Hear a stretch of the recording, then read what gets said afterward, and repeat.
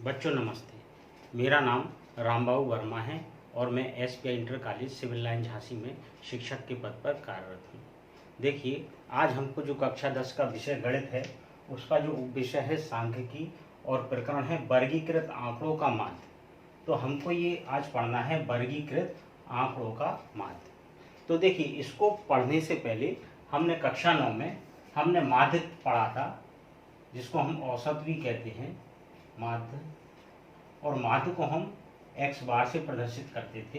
ये होता था हमारा sigma x I F I upon sigma F I.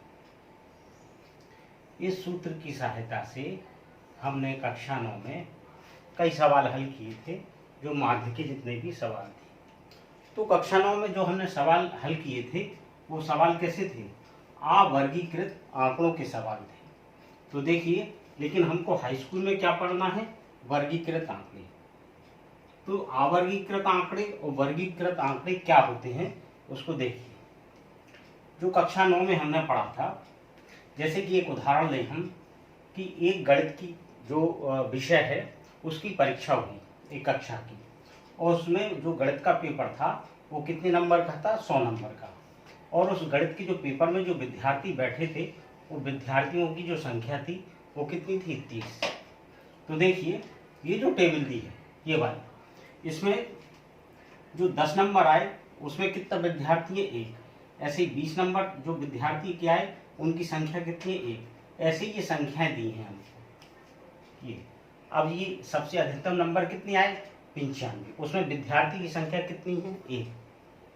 तो यदि इसमें विद्यार्थियों की संख्या जैसे है, जैसे अगर किसी विद्यार्थी के 11 नंबर आए, किसी विद्यार्थी के 12 नंबर आए, तो अगर ऐसे नंबर आएंगे तो ये जो हमारी जो नंबरों की जो संख्या है ये इतनी अधिक हो जाएगी कि हम इसको लिखना आसान नहीं होगा।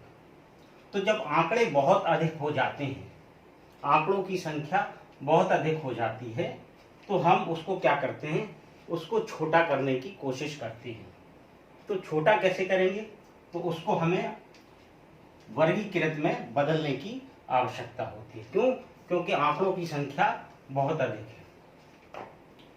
तो वर्गीकृत में कैसे बदलते हैं? तो देखिए, ये नीचे वर्गीकृत का उदाहरण दिया है। तो ये जो नीचे उदाहरण दिया है इसमें देखिए, ये वर्गांतराल दिया है। ये कितना है? 10 से 25, 25 से 40, 40 से 55, 55 से 70, 70 से 85 और 85 से 100। इस सवाल को हमने उसका रूप क्या है? छोटा कर दिया। जो आंकड़ों की संख्या बहुत अधिक थी वो छोटी कर दी।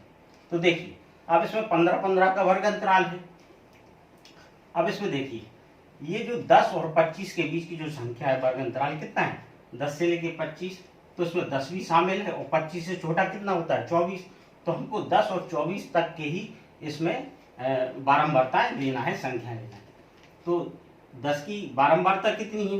विद्यार्थियों की संख्या 1 और 20 अंक आने वाले की 1, तो 1 और 1 कितने हो गए? 2। अब 25 अंक से अधिक और 40 से कम, तो ये कितना है? 36। इसमें विद्यार्थियों की संख्या कितनी है? 3। इसी प्रकार जो 40 से अधिक और 55 से कम, तो 40 से अधिक, जो 40 से अधिक है ये 40 वाला इसमें आ जाएगा, और 55 से कम ये वाला। तो ये इसमें विद्यार्थियों की संख्या कितनी है? 4 और 3 7। अब इसमें ये वाले पे आ जाइए। इसमें क्या है? 55 से अधिक और 70 से कम, मतलब 69 तक। तो इसमें 56 वाला भी रहेगा और 60 वाला भी रहेगा। 70 वाला अगले में चला जाएगा। तो 4 और 2 6 ही आ गया। इसी प्रकार से 70 से अधिक और 85 से कम, तो 70 वाला इसमें आ जाएगा, और ये 72 वाला आ जाएगा, और ये 80 क्या है? 85 से कम, तो ये भी इसमें शामिल होगा। तो 4, 5 और 1 6। अब ये वाला वर्गांतराल कितना है? 85 से लेके 100 के बीच में। तो देखिए, ये 85 से बड़ा है 88, ये 92 है, ये 95, ये 100 से छोटा है। तो यहाँ विद्यार्थियों की संख्या कितनी है? 2 और 3 5 और 1 6। तो आपने देखा कि ये यहाँ पर जो आंकड़े दिए थे वो कितने थे? 1 2 3 4 5 6 7 8 10 11 12 13। इसी प्रकार अगर आंकड़ों की संख्या बहुत अधिक हो जाए तो हम क्या करते हैं? उसको छोटा बनाने की कोशिश करते हैं, उसका समूह बनाते हैं वर्गांतराल बनाकर। तो यहाँ पर देखिए इसी सवाल को हमने एक छोटा रूप दे दिया, और इसी छोटे रूप में जो सवाल है इसी को कहते हैं वर्गीकृत आंकड़े, क्योंकि जो वर्गांतराल के रूप में दिया है उसको बोलते हैं वर्गीकृत आंकड़े। अब ये जो फॉर्मूला है माध्य का sigma x I F I upon sigma F I, ये सवाल इससे माध्य इसका भी निकलता है और यही फॉर्मूला यहाँ भी यूज होगा। तो ये दोनों फॉर्मूला तो वही होगा, लेकिन बस अंतर इतना है कि जो आवर्गीकृत आंकड़े होते उसमें सवाल थोड़ा बड़ा, अगर इनकी संख्या बहुत अधिक हो जाए तो वहां में दिक्कत होती है, तो उसी को हम छोटा रूप बनाते हैं, छोटा करके उसको वर्गीकृत आंकड़े में बदल देते हैं। तो इसी से माध्य इसका भी निकलेगा और इस सवाल का भी।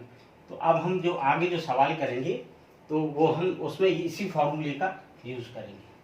तो ये आपको समझ में आ गया होगा, अवर्गीकृत आंकड़े और वर्गीकृत आंकड़े। ये कक्षा 9 में पढ़ा था और फॉर्मूला हमारा यही लगना है, इसी फॉर्मूले को हमें याद करना है। धन्यवाद।